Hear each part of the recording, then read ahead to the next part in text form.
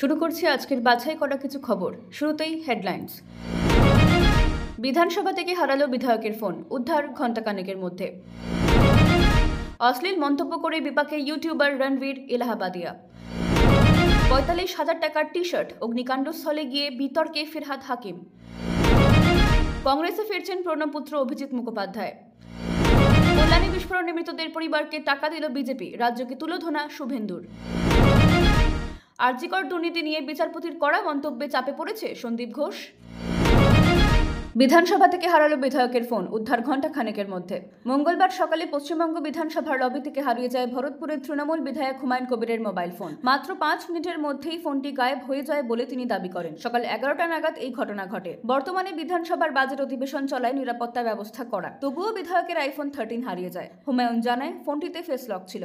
ঘটনার পর তিনি পুলিশকে জানান এবং হেয়ার স্ট্রিট থানায় খবর পাঠানো হয়। হুমায়ুন বলেন, সিটের পাশেই ফোন রেখেছিলাম, পাশের আসনে বসে থাকা জাকিরের সাথে কথা বলছিলাম। বেল বাজার পর উঠে যেতেই দেখি একটা ফোন নেই। সঙ্গে সঙ্গে ফিরে এলেও সিটে ফোন পাইনি। এই ঘটনায় বিধানসভায় শোরগোল পড়ে যায়। তবে 1 ঘন্টার মধ্যেই পুলিশ ফোনটিকে উদ্ধার করে। ফোন কোথা থেকে পাওয়া গিয়েছে এবং কারা নিয়েছিল এই বিষয়ে কিছু জানাননি হুমায়ুন। তবে তিনি বলেন এটি চুরি নয়। প্রসঙ্গত বিস্ফোরক মন্তব্যের জন্য প্রায়ই খবরে থাকেন হুমায়ুন কবির। দল বিরোধী মন্তব্যের অভিযোগে তার বিরুদ্ধে একাধিকবার শৃঙ্খলা ভঙ্গের অভিযোগ উঠেছে। সোমবার বিধানসভায় দলের বৈঠকে নাম না করেই কড়া বার্তা দিয়েছেন মুখ্যমন্ত্রী মমতা বন্দ্যোপাধ্যায়।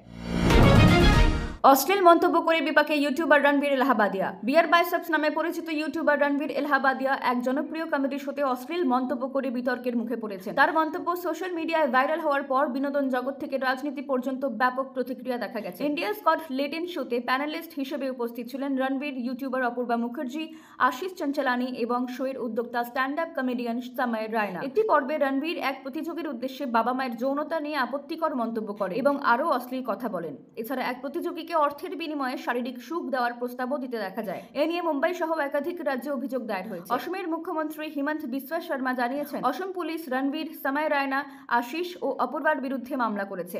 বিষয়টি পার্লামেন্ট পর্যন্ত করাতে পারে বলে জানা যাচ্ছে। বিতর্ক বাড়াতেই রণবীর একটি ভিডিও বার্তায় ক্ষমা চেয়েছেন এবং দাবি করেছেন তিনি নিজেই আপত্তিকর অংশ বাদ দিতে বলেছেন। তবে এটি প্রথমবার নয়, এর আগেও সেটি বিতর্কে জড়িয়েছে। এবার এই ঘটনা কত দূর গড়ায় সেটাই দেখার।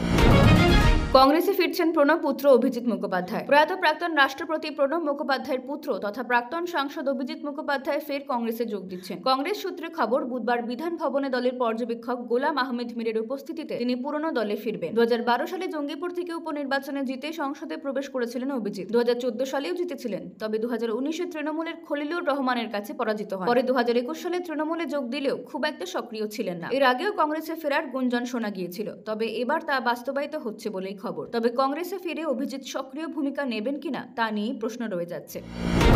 কল্যাণীর বিস্ফোরণের মৃতদেহ পরিবারকে টাকা দিল বিজেপি, রাজ্যকে তুলোধনা শুভেন্দু। কল্যাণীর বাজি কারখানায় বিস্ফোরণের ঘটনায় এনআইএ তদন্তের দাবি তুললেন বিরোধী দলনেতা শুভেন্দু অধিকারী। মঙ্গলবার ঘটনাস্থলে গিয়ে মৃতদের পরিবারের হাতে 2,01,000 টাকার চেক তুলে দেন এবং তিনি রাজ্য সরকার ও পুলিশের ভূমিকা নিয়ে তীব্র সমালোচনা করেন। শুভেন্দু বলেন, চারিদিকে পাকা বাড়ি, হতাহতের সংখ্যা আরও বাড়তে পারত। পুলিশ ও রাজ্য সরকার দায়ী। নিরপেক্ষ তদন্ত না হলে আমরা আইনি লড়াই লড়ব। তিনি আরো বলেন, রাজ্য সরকার ভিলেজ পুলিশ ও সিভিক ভলেন্টিয়ার নিয়োগ করলেও তার ফল কি? জীবনের দাম টাকা দিয়ে হয় না। তবে এই মৃত্যুতে অন্তত 50 লক্ষ টাকা ক্ষতিপূরণ দেওয়া উচিত ছিল।